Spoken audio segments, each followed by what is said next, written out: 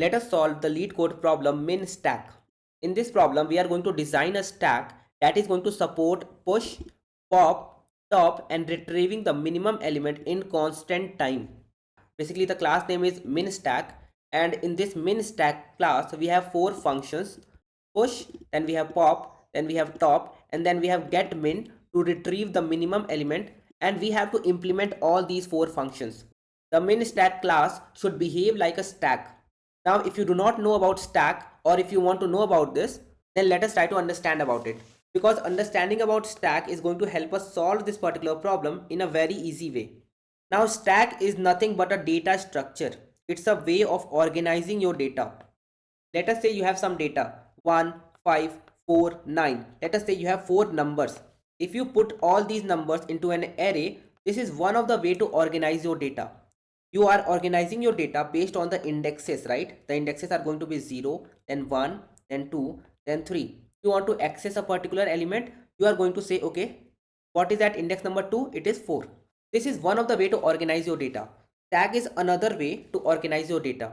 Here you organize your data one over the other. For example, if I want to put this 1 into my stack, so let me put this 1 into my stack. Now this will look something like this. We have inserted this 1 into the stack, right? Now if I want to insert this 5, which is the next data we have in our array, then we can say, okay, let me take this 5 and put it in the stack. When you are adding a particular element into your stack, you add the element at the top of another element. When the stack was empty and you wanted to insert this 1, you added it here, right? But now when stack has the element 1 and you wanted to add this 5, you added it over 1. And now when you want to add this 4, the next data, then you will add it over 5. So it will look something like this. So basically what's happening is, in a stack, you push your data or add your data at the top. Adding a particular data in a stack is called as a push. There are certain standard operations in stack. Those are called push, pop and peek. These are the standard features in a stack.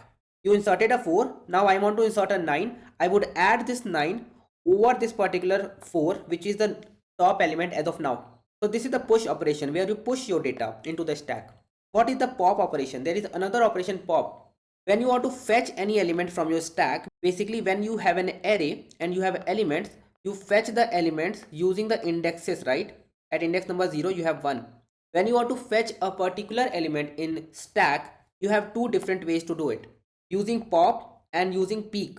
When you are doing pop, it means you want to remove the element which got last inserted in the stack, and that's the reason you might have heard that stack is called as LIFO, last in first out.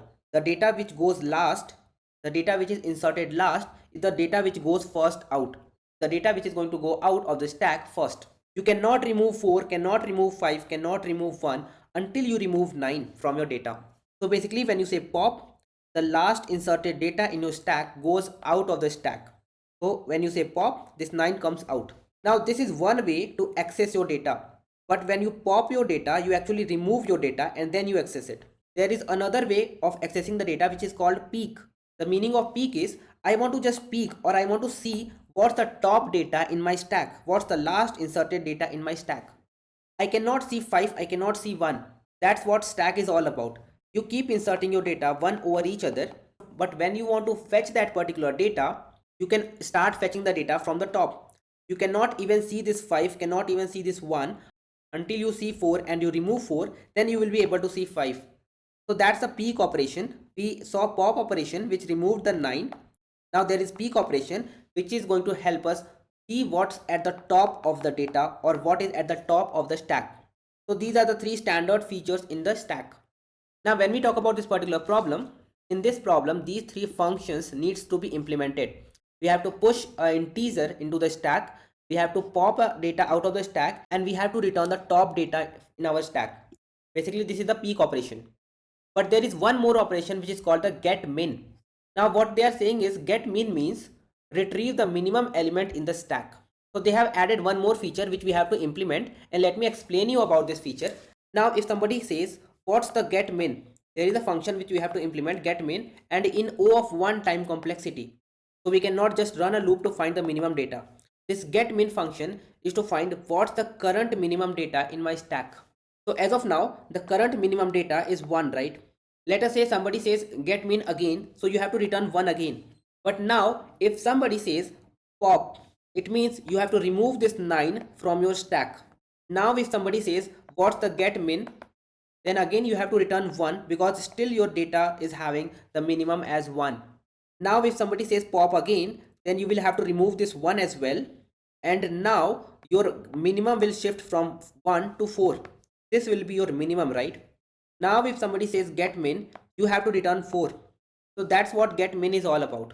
Now let's do one thing. Let's actually first implement these three standard features, and then we are going to implement the get min feature. I will come back to this drawing pad to explain you more about it.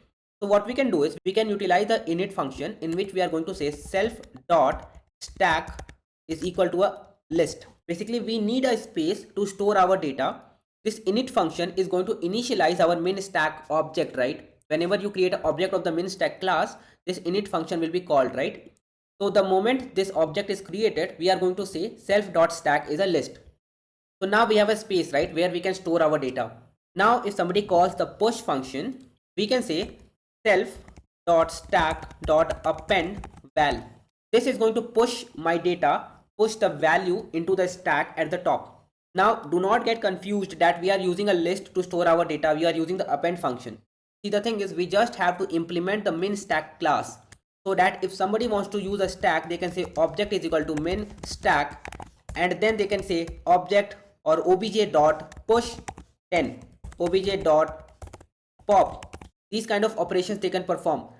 Anyone who is using these classes, anyone who is using the class min stack and the object, they do not need to worry about how is this implemented in the background. We are using a list to implement it. They do not need to worry about this. Anyone who is using it. That's what object oriented programming is all about, right? Abstraction. So we are abstracting away how we are implementing it. So do not worry about this if we are using a list or if we are using some other data structure. We just need to make sure that this min stack class works as expected, and everything, all the operations should be in O of 1 time complexity. Now we are done with push. We are able to push the data. What about pop? So we have a method in the list which is called pop, which does the same thing which the question expects. That is, remove the element on the top of the stack. From the list, if the list is 1, 2, 3, it is going to remove the element 3 in the stack. So we are going to say self dot stack dot pop. So we are good with the push, we are good with the pop. What about the top? We can say return. Basically this top function is just to see the top data, what's the last inserted data in the stack. We have to return an integer, right? So we can say return self dot stack of -1. Basically to access the data in our list, we use indexes, right? Now this -1 means the last data which is there in my list. So if the list is 1, 2, 3, the -1 index means 3. And that is what top function needs to return, right? The last inserted data in our stack. Now let me explain you how we can implement the get min function. Now let us say we are inserting the elements one by one. Let us say we have empty stack and we want to insert 4, then 5, then 1, then 9.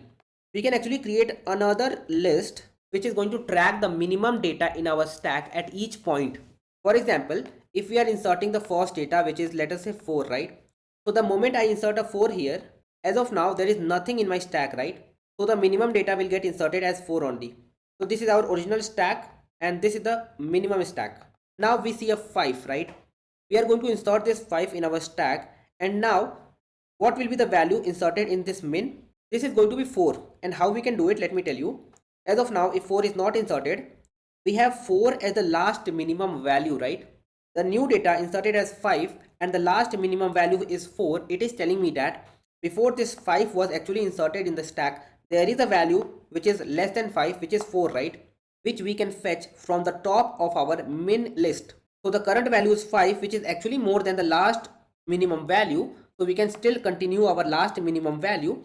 So at this point 4 is minimum, and at this point 4 is minimum as well, right? Now we insert 1.